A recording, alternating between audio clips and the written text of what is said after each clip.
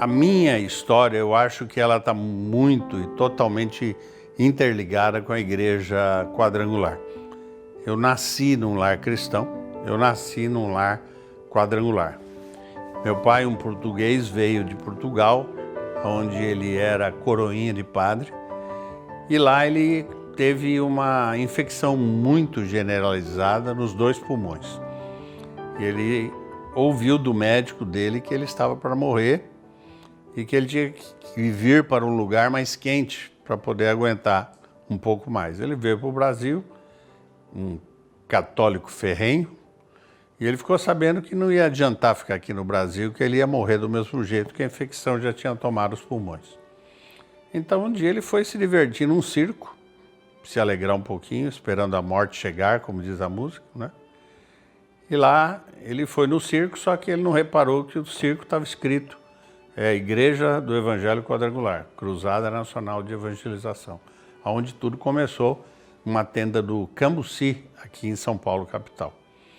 Ali ele entrou, ali ele se converteu, ali conheceu uma diaconisa, que também tinha problemas de enfermidade, etc, etc.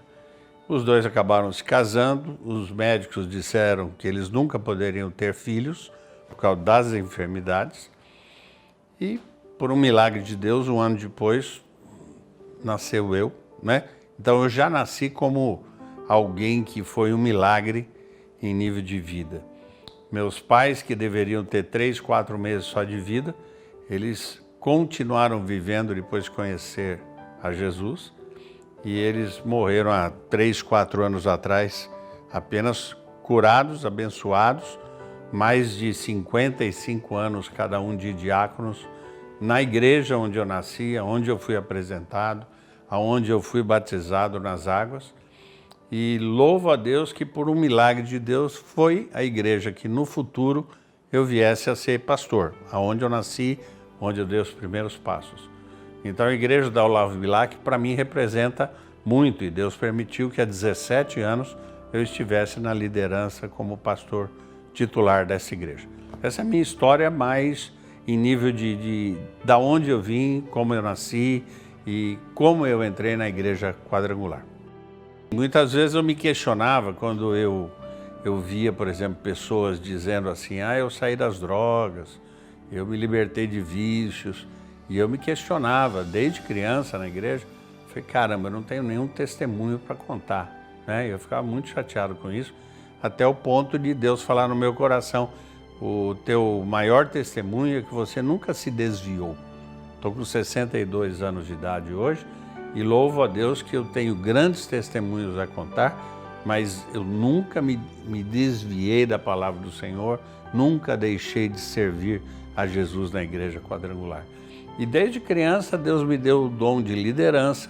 Eu fui, com 8 anos de idade, líder do grupo de crianças da Olavo Bilac. Preguei pela primeira vez na Praça Buenos Aires, num trabalho dos homens. Então foi minha primeira pregação numa praça pública. E 33 pessoas aceitaram Jesus como Salvador.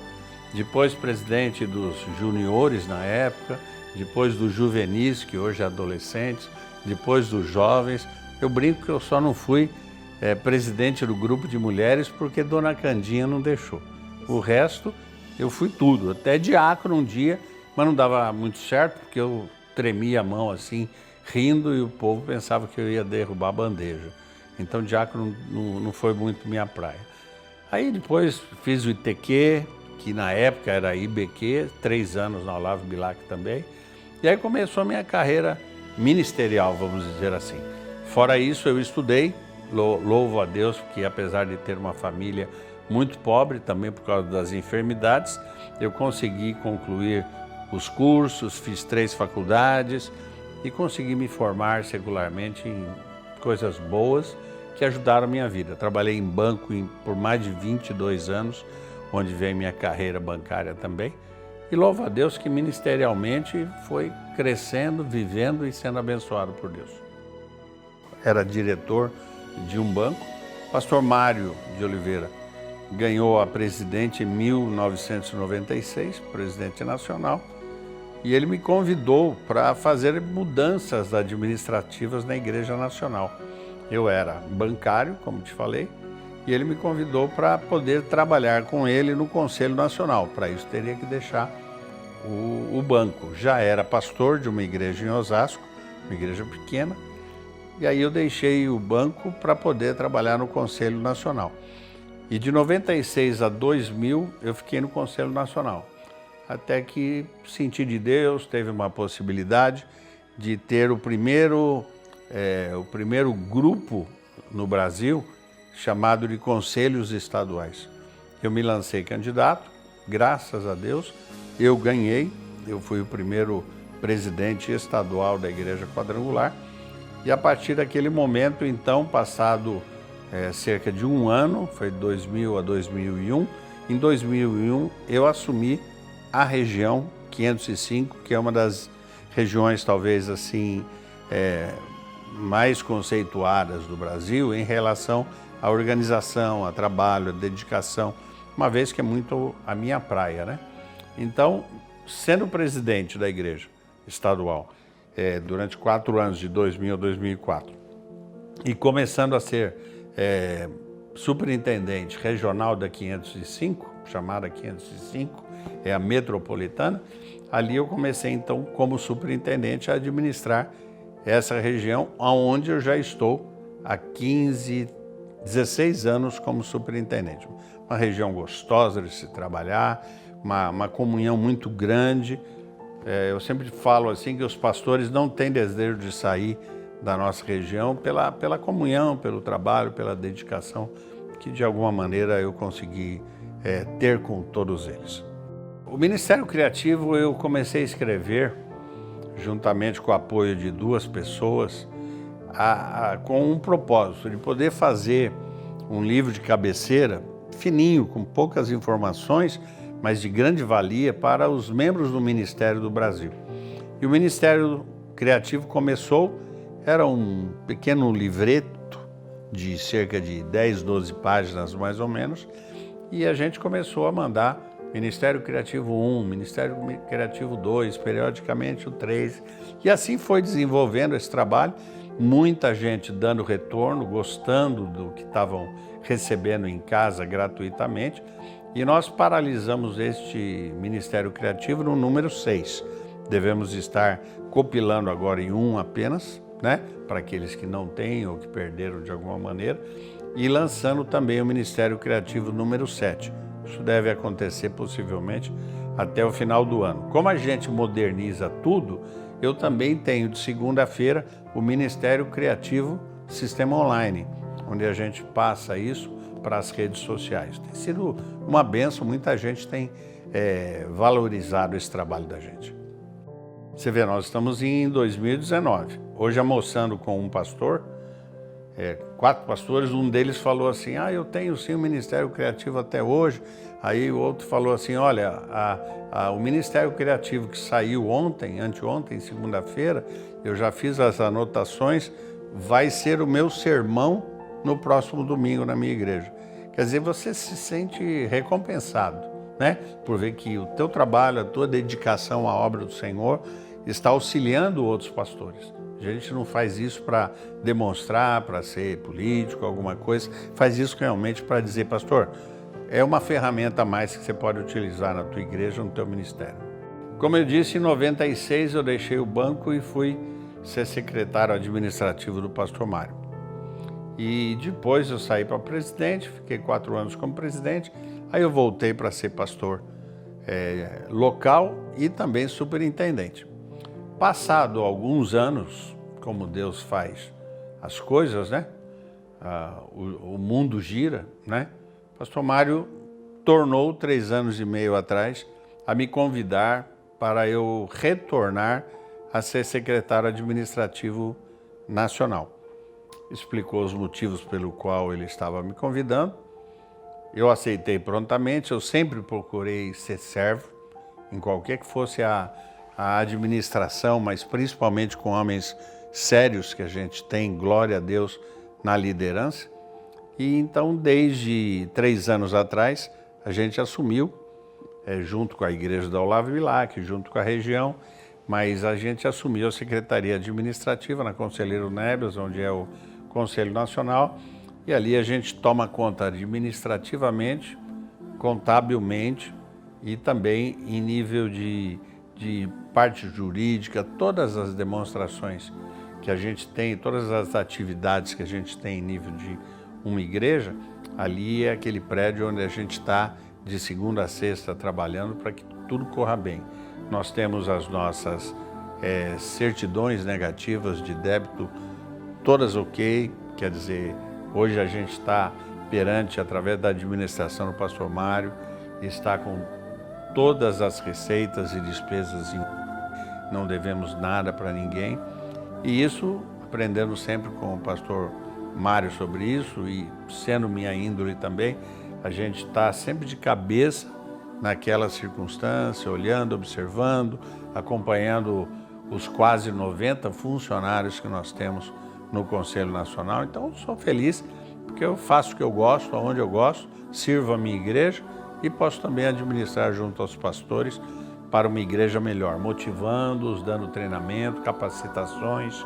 Estamos viajando o Brasil todo, eu e o contador nacional, e amanhã mesmo estaremos no Espírito Santo, não sei bem a data que vai passar aqui, mas estaremos, já fomos em São Paulo, já fomos agora no Espírito Santo, Rio de Janeiro, Paraná, Santa Catarina, Rio Grande do Sul, onde a gente treina não só o presidente, o secretário administrativo, os superintendentes, os pastores, e estamos chamando também, fazendo uma inovação, estamos trazendo as secretárias regionais para capacitá-las. Muitas vezes os superintendentes, eles são muito atarefados, então as secretárias têm um peso muito grande na nossa vida de liderança. Então a gente os treina desde uma maneira de recepcionar, de cuidar, de ver agenda, pauta, etc. É um trabalho que eu estou gostando demais e tenho certeza que está sendo demonstrado aí como um trabalho, modéstia à parte, de excelência para o Brasil. Não é Davi Rodrigues, mas sim a Igreja Quadrangular. Eu nasci num lar, né, que tinha tudo para não dar certo. Meu pai já veio do Brasil, de Portugal, para morrer aqui no Brasil. Minha mãe, ela era diaconisa e já estava fadada a uma morte. Foram curados milagrosamente, 56 anos de diáconos na igreja onde eu sou pastor. Ali eu nasci, cresci, participei de todos os departamentos, valorizo demais os grupos missionários, porque eu já fui, inclusive, coordenador nacional de jovens durante 2 gestões, já fui coordenador regional e estadual também do grupo de jovens. Trabalho com muito carinho sobre isso e nesse meu ministério, a família ela tem sido aquilo que é importante para mim, porque no tocante a ter meus pais ao meu lado, eu nunca quis, quando eles estavam no fim da vida deles, eu nunca quis que eles fossem para um asilo. Eu cuidei deles até o último dia de vida. Tanto meu pai, num determinado momento, minha mãe, num outro determinado momento, eles morreram nos meus braços, dizendo assim: você, além de meu filho, você é meu pastor, porque você cuidou de mim. Então isso emociona ao ver que os pais da gente, né, com 83 e 85 anos, estavam vendo no filho dele um cara que também era o pastor, que zelava. Não vai para asilo não, eu vou tomar conta, né? Depois, tenho 3 filhos, que estão hoje ligados à obra de Deus. O Rafael, tido como mais novo, tem o DNA do pai, está alegre, está brincando sempre. Ele é coordenador de vocês, de filhos de pastores, é pastor titular numa igreja do interior. O Marcelo e a Thaís, a do meio e o primogênito, continuam servindo ao Senhor numa igreja local aqui também em Osasco, e tem o seu ministério também. Recebi a graça pela Thaís de ter um neto hoje, Tomás, que é aquela alegria na nossa história, na nossa vida. Então eu louvo a Deus que mesmo sendo um filho único, eu hoje posso dizer assim, que eu tenho uma família abençoada que serve ao Senhor, que serve a Deus dentro da Igreja do Evangelho Quadrangular, onde está a minha vida, né? Eu me sinto muito feliz de vê-los servindo a Jesus e vencendo na vida cada um, no seu trabalho, na sua dedicação e na sua direção e unção. Você imagina, por exemplo, um camarada que ele começou a ser pastor e que ele visualizava o copastorado numa Olavo Bilac, que é até hoje a igreja chamada Nacional, né? Então você imagina que eu era o terceiro pastor, vamos dizer assim, da igreja. Pastor Faulkner, meu pastor na época, pastor Silas, o copastor, e eu era o terceiro, né? Então a gente brinca que é pastor, copastor e eu cocô-pastor, né? Então a gente pensa assim, caramba, meu, olha o que Deus tem para mim. Aí num determinado momento, senti o chamado de Deus para ir para a igreja da Casa Verde, ser copastor lá, né? Deus treinando, Deus qualificando. Depois de lá, Deus me mandou para Quitaúna, no bairro de Osasco, para ser copastor, aí em tempo integral. Aí Deus me mandou para Presidente Altino para começar a obra, ou melhor, quilômetro 21 primeiro, depois Presidente Altino para começar a obra. Mas quando eu estava em Osasco, em Quitaúna, eu tive o meu primeiro filho, que foi o Felipe Augusto. Então, eu me lembro que ele nasceu numa quarta-feira, mais ou menos, e no sábado eu saí da minha igreja para pregar aqui na Olavo Bilac para um grupo de casais. Tinham 600, 700 pessoas mais ou menos.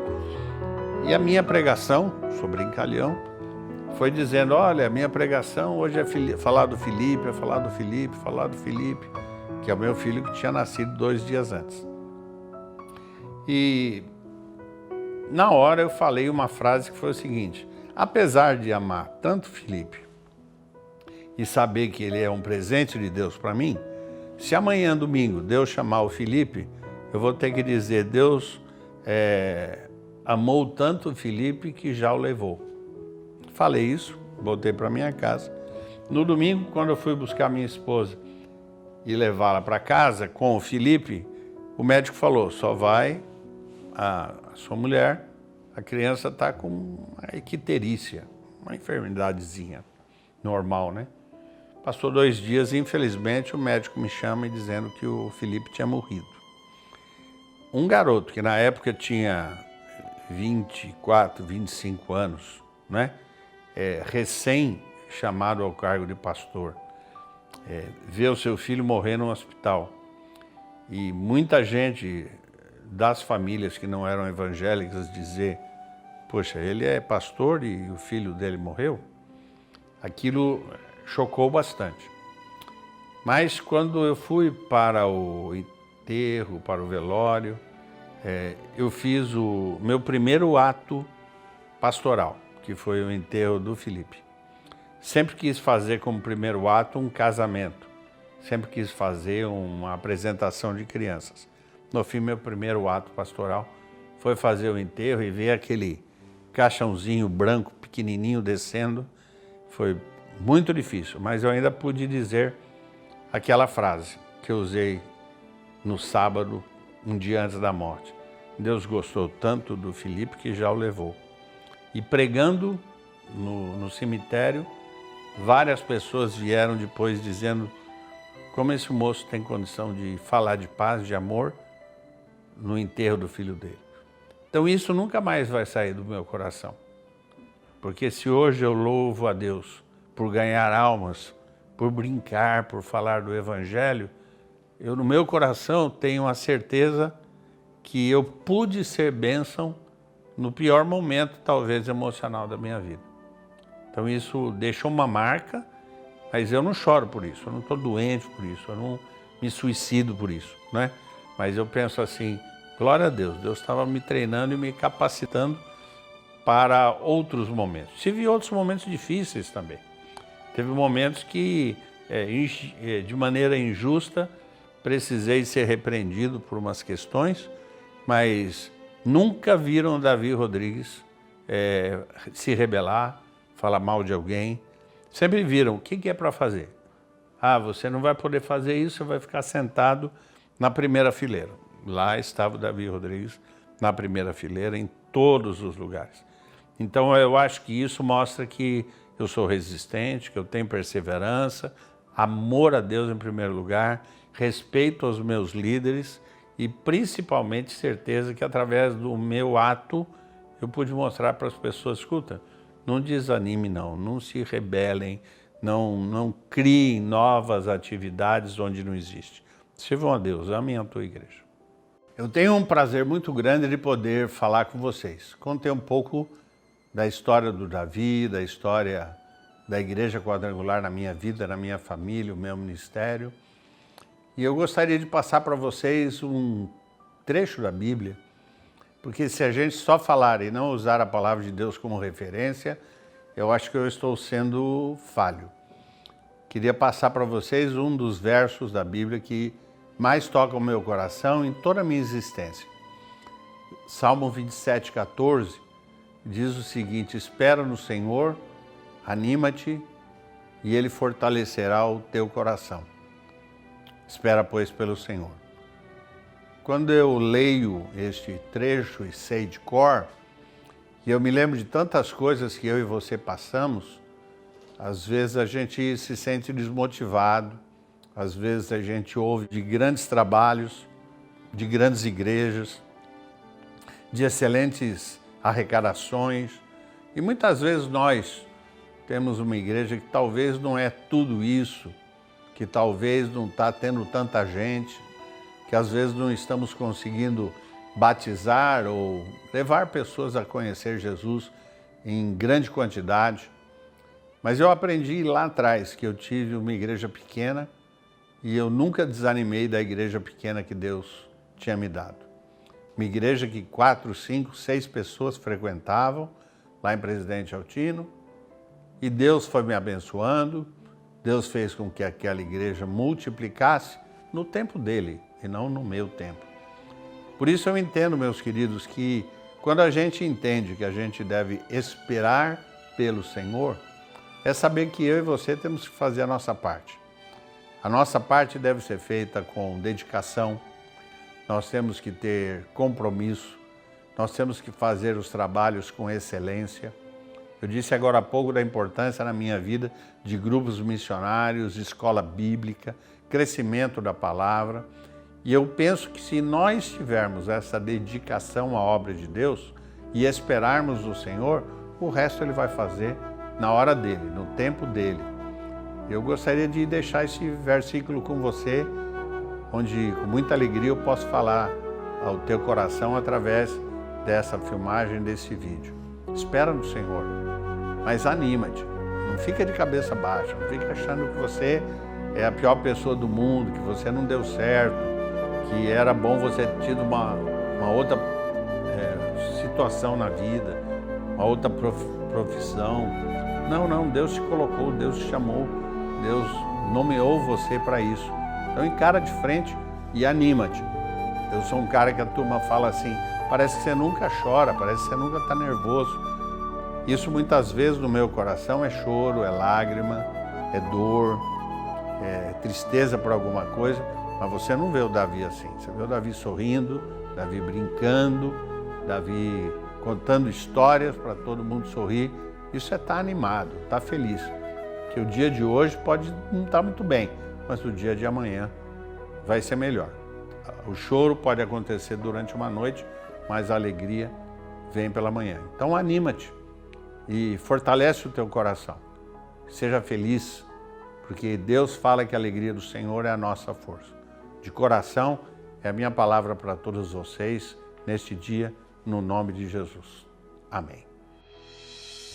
Muito emocionante poder conhecer um pouco mais da vida e história do superintendente e secretário-geral de Administração e Finanças, Reverendo Davi Rodrigues. Entender a missão, se manter firme e perseverante são algumas das lições que podemos aprender com sua trajetória de vida. Na próxima segunda-feira, conheceremos um pouco mais da história do superintendente e primeiro vice-presidente do Conselho Estadual de Diretores, Reverendo André Luiz Bueno. Continue conosco, se inscreva em nosso canal, deixe seu like, ative as notificações e fique por dentro das novidades da Igreja do Evangelho Quadrangular, a sua igreja.